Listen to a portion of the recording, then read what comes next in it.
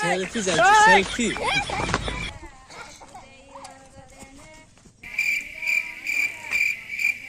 आयो रे मां तू एते सकाळ स्कूल में भाई आमे आस्ते आउ चाल चाल बोले कराइछि अर्गदेमी भवानी शंकर चाउल बसा दिया सो मौसम दे खाई दिया सबु तो प्रतिष्ठा अर्ग दिया पड़ी गला हुळ विष देई अर्गदेमी भवानी शंकर ऊपर देई अर्गदेने बादुड़ी ओइठा गंगा जल छड़ी देने सबु तो प्रतिष्ठा अर्ग दिया पड़ी गला हुळ विष देई अर्गदेमी भवानी शंकर सकाळ नाटक करते ना लिपस्टिक मारते छी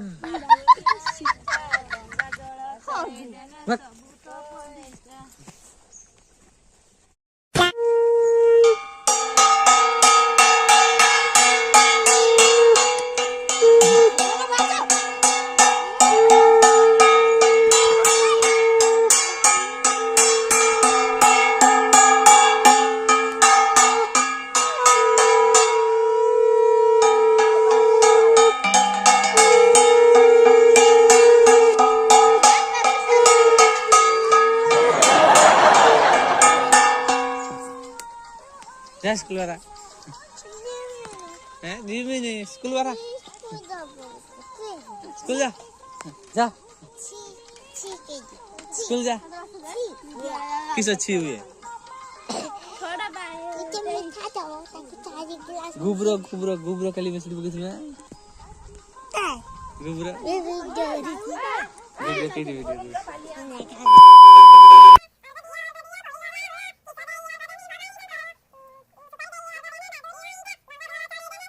1 hour later.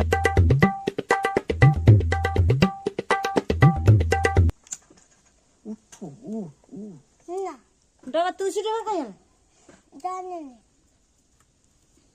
हाँ मैं नहीं पहुँचना उनके घर रोहिणी ना तुम्हें खाली ऐसे तो भूसी जगह नहीं तुम्हारे ये मोबाइल टा कितने लेते ना 22,000 ना 25,000 18,000 ना कि 22,000 आंतले जे कि ना 18,000 22,000 एखुन रेट कम छी एखुन आउरी 18,000 टका रो आउरी भल भल मोबाइल मिलु छी सेतल को 18,000 टका देला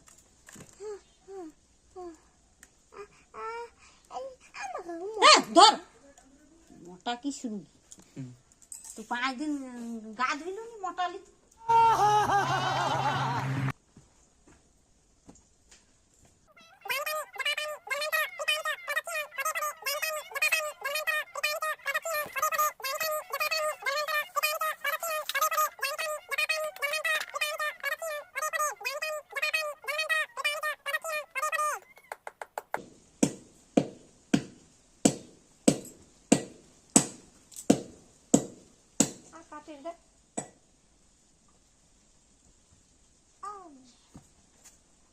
जाने खाने पारी ले दे छोटा डर लागे ना बुद्धि नहीं सही लगी देबो निबीची जाने खाने आई डाल दे दे हाउ रोबे निमी जानी खानी जबा भानी जानी जानी बाता कोठेटा चली दियो तू मूर्ख के अच्छे जीवन ने ना दे ठिकलिया जता आत्मा को से दो जते जते आठबो सेते आई हटे घी बाती दचना दन जोड़ी लेनी दे तेल नहीं की हेदी पड़ा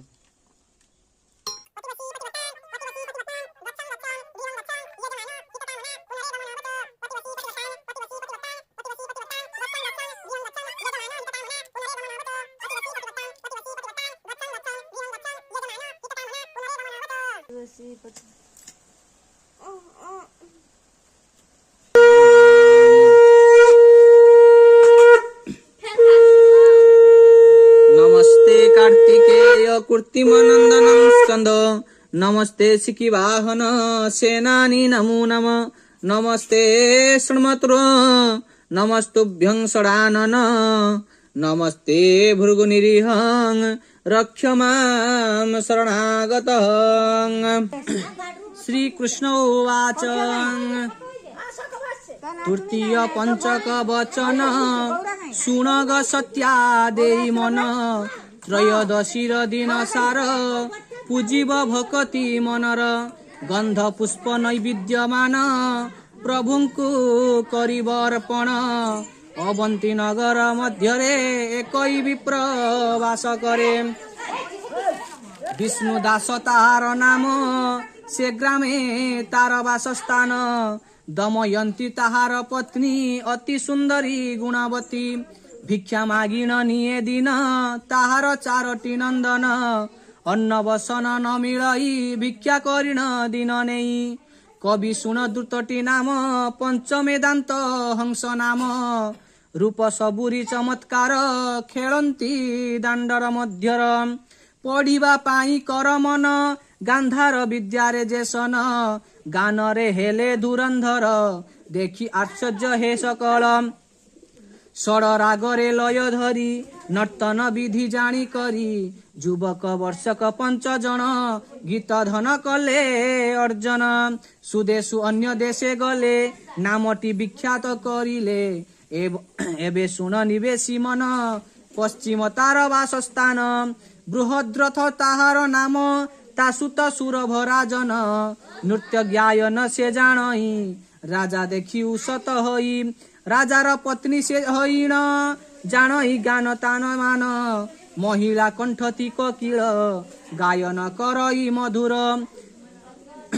जेनु से नृपतिर पत्नी नाम ताहार हेला ख्याति ए पंच भ्रातटी जानिले नृत्य गात से नारी करे वीणा कंठरे परिस्वर गायन अति सुमधुर ताकू देखिबार पाई मनरे उत्साह आसई वीणा तंबुरु जंत्रमाण संगरे घेनिले बहन निज निजर जंत्र धरी चलिले दिवस सरवरी अनेक दूर से राजई तेणु नेले बाट खरच चालिले करी प्रथश्रम से देश मिलिले जाइन राजांक दुआरे मिलंती देखि पुछिले नरपति अल्प बयस तुम्भर राज्य को किंपा आसीबार विप्रे कहंती नृपवर अवंती देशे आंबोहर संगीत विद्या जाणु नृप तुम्बर राणी जानंती त देखिबा पाई नृत्य ज्ञान तेणु करिलु आगमन तांकर नृत्य को देखिण नृत्य करिबु 5 जन एक थारु मने भाविण आंबेटी आसीचु राजन राजा कहंती विप्रगण अनेक दूर आगमन राज्ୟରେ रुह वास करी भेटिब निश्चय मोर नारी संगत मुहि जे करिबि तुम्ब मानंकु डकाइबि पाक सामग्री जगाइण देले रहिण विप्रजन एपरि गत किछि काल संगीत कले नरवर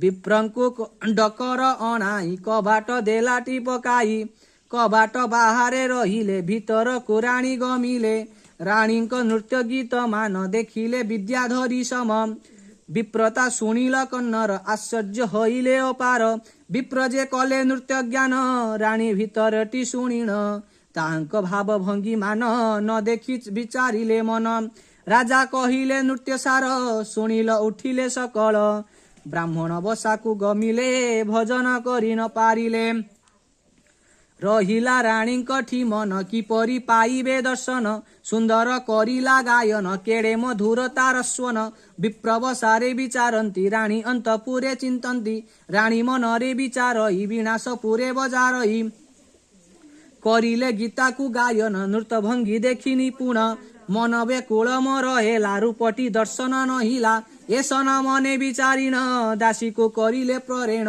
रानी वचन श्रवण दासी प्रवेश बसारेण तुम्भर नृत्य गीत तान शुणी रानी हरस मन आखिरे देखिब से जाई देखिबे राजा न जानई वनस्थ मध्य नदी पासे जिन्न मंडप तही दिशे स्वयंभू अंछंती शंकर न जानती से ठाकुर से स्थान को राणी आसीण नृत्य करिबे प्रदर्शन दासी वचन दिजबर आनंद होइले मनर दासी कहिले विप्र शुण आज रात्र रे जीव पुण विप्र कहंती से दासी को नयने देखिबु ताहांकु ତୁମ୍ଭେ ରାତ୍ରେ ଯିବ ତହିଁ ଆମ୍ବ ରାଣୀ ମାଥିବେ ଯାଇ। ଏବେ ତ କଥା ହେଲା ସାର ଦାସୀ ଚଲିଲା ତତ୍ପର। ମନରେ ବିଚାର କରିଲେ ପାଞ୍ଚ ଭାଇ ଚଳିଣ ଗଲେ। ଏମନେ ପାଞ୍ଚ ଇଜେସନ କଥା ତ ହଇଲା ତେସନ। କେ କହି ଆଗ ଯିବି ମୁହିଁ କେ କହେ ମୁହିଁଟି ଯିବଇ। 5 ଜଣ କନ୍ଦଳ ବେଳେ ବିପ୍ର ମିଳିଲେ ସେଠାରେ। ବିପ୍ର କହନ୍ତି 5 ଭାଇ କନ୍ଦଳ କରୁଛି କିମ୍ପାଇ। ସମସ୍ତ ଦୁଃଖିତ ମନ କହେ କେବଳ କାରଣ। ବିପ୍ରଙ୍କୁ ବିଶ୍ୱାସ କରିଲେ ମନର କଥା କହିଦେଲେ। ଏ ଦ୍ୱିଜବର ଏବେ ଶୁଣ ଆମ୍ବର କଳିର କାରଣ। ରାଜାଙ୍କ ପତ୍ନୀ ଯେ ଚତୁରୀ ଗାୟନ ଶୁଣିଲା ଆମ୍ବରୀ। ଆମ୍ବକୁ ଦେଖିବାର ପାଇଁ ସେ ନାରୀ ଅଛିଟି ଡକାଇ। ସକଳ ଅଗ୍ରେ ଯିବା ପାଇଁ କନ୍ଦଳ କରୁ 5 ଭାଇ। ବିପ୍ରେ କହନ୍ତି ଦ୍ୱିଜଗଣ ବାଇ ହଇଲ କି କାରଣ। ପର ସ୍ତ୍ରୀ ହରନ୍ତି ଯେ ଜନ ନରକେ ହୁଅନ୍ତି ପତନ। ପାତକ ହଇବ ତୁମ୍ଭର ତାପେ ସେ ଗମନ ନ କର। କହିଲି ଯେବେ ମନା ମାନିବ ପଛରେ ଶାସ୍ତିଟି ପାଇବ।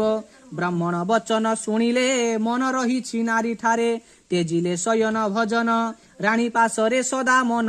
କାର୍ତ୍ତିକ ପଞ୍ଚକ ସେଦିନ ପାଳନ୍ତି ସର୍ବନାରୀଗଣ। ସେଦିନ ଏକାଦଶୀ ଜାଣ ଜ୍ୟେଷ୍ଠ ଯେ କରିଲା ଗମନ। ଶିବିରାତ୍ରେ କଲା ଗମନ ମିଳିଲା ସଙ୍କଟରେ ସ୍ଥାନ।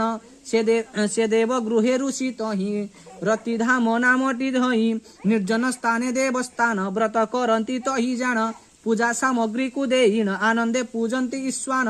କବି ସେଠାରେ ମିଳଇ ଋଷିଙ୍କର ପୂଜାକୁ ଦେଖଇ। ଋଷିଙ୍କ ପାଶରେ ରହିଣ ଦେବତା କରିବି ପୂଜନ। ଏସନ ବିଚାରିଣ ମନ ଆରଣ୍ୟକ ଆଣିଲା ସୁମନ। ଋଷି ବିପ୍ର ଏକତ୍ର ହେଲେ ସଦାଶିବଙ୍କୁ ସେ ପୂଜିଲେ। ରାତ୍ରେ ଅନେକ ଅଛି ହୋଇ ପାଟ ରାଣୀ ମିଳିଲେ ତହିଁ। ରାଣୀ ଦାସୀ ଯେ ପ୍ରବେଶିଲେ ମଣ୍ଡପେ ସନ୍ନ୍ୟାସୀ ଦେଖିଲେ। ଦେବତା ଋଷିଙ୍କୁ ପ୍ରଣାମ ଆରମ୍ଭ କରିଲେ ଗାୟନ।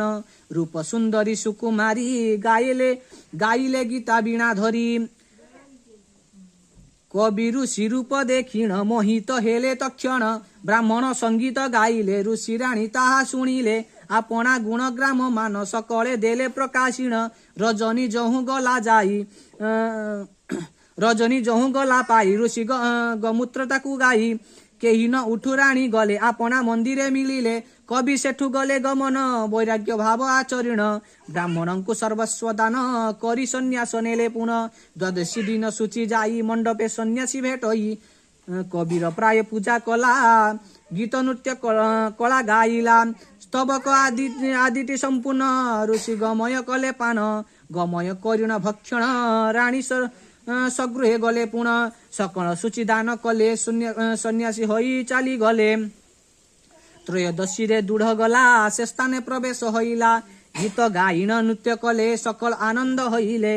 କେହି କାହାକୁ ନ କହିଣ ସପୁରେ କରିଲେ ଗମନ। ରାଣୀ ନିଜର ଗୃହେ ଗଲେ ଦାସୀଙ୍କୁ ସଙ୍ଗତରେ ନେଲେ। ସର୍ବସ୍ୱ ବ୍ରାହ୍ମଣ ଦେଇଣ ଗଲାଟି ସନ୍ନ୍ୟାସୀ ହୋଇଣ। ଚତୁର୍ଦ୍ଦଶୀରେ ଦାନ୍ତ ଯାଇ ମଣ୍ଡପେ ଋଷିଙ୍କୁ ଭେଟଇ। ଋଷିଙ୍କ ସଙ୍ଗରେ ପୂଜନ କରିଲେ ଆନନ୍ଦ ହୋଇଣ। ଦାନ୍ତ ଗୀତ ଗାୟନ କଲେ ଋଷି ଯେ ଦଧିକୁ ଖାଇଲେ। ରାଣୀ ଦାନ୍ତ ଦଧି ଖାଇଣ ସଗୃହେ କରିଲେ ଗମନ। ଦାନ୍ତ ସର୍ବସ୍ୱ କରି ଦାନ ଗଲେ ଯେ ସନ୍ନ୍ୟାସୀ ହୋଇଣ। ଋଷି ଯେ କଲେ ଉଦ୍ଯାପନ ସଙ୍ଗରେ ହଂସ ବିପ୍ରଜନ। ସର୍ବସ୍ୱ ବ୍ରାହ୍ମଣ ଦେଇଣ ଗଲେ ସେ ସନ୍ନ୍ୟାସୀ ହୋଇଣ। 5 ଭାଇ ଯେ ଗଲେ ଚଲି ରାଣୀ ଗୃହେଛନ୍ତି ତାଙ୍କରି। ଋଷି ନିଜ ଆଶ୍ରମେ ଗଲେ ହରସ ମନରେ ରହିଲେ। କିଛି ଦିବସ ଗତ ଅନ୍ତେ ମୃତ୍ୟୁ ବରିଲେ 5 ଭ୍ରାତେ। ପଞ୍ଚକ ବ୍ରତ ପୁଣ୍ୟ ଫଳ 5 ଜନ୍ମିଲେ ପଣ୍ଡୁ ଘର। ହଂସ ନାମ ଯାହାର ହୋଇ ଯୁଧିଷ୍ଠିରତି ସ୍ୱୟଂ ସେଇ। ଦୃଢ଼ଟି ବୃକଦର ଜାଣ ସୂଚିଟି ଅର୍ଜୁନ ପ୍ରମାଣ। ଦନ୍ତ କବି ଯେବେ ନି ଜାଣ ନକୁଳ ସହଦେବ ନାମ। କାଦମ୍ବିନୀ ନାମ ରାଣୀର ଦ୍ରୌପଦୀ ସେହି ହେତୁ କର। ଋତୁଧାନ ଯେ ଋଷି ବର ମହଂସେ ଜନମ ତାଙ୍କର। ନର ନାରାୟଣ ତା ନାମ ଶୁଣ ସୁଜନେ ଦେଇ ମନ। ଜୟ ହେ ଜଗତ କାରଣ କହଇ ବୁଦ୍ଧିମନ୍ତ ହୀନ।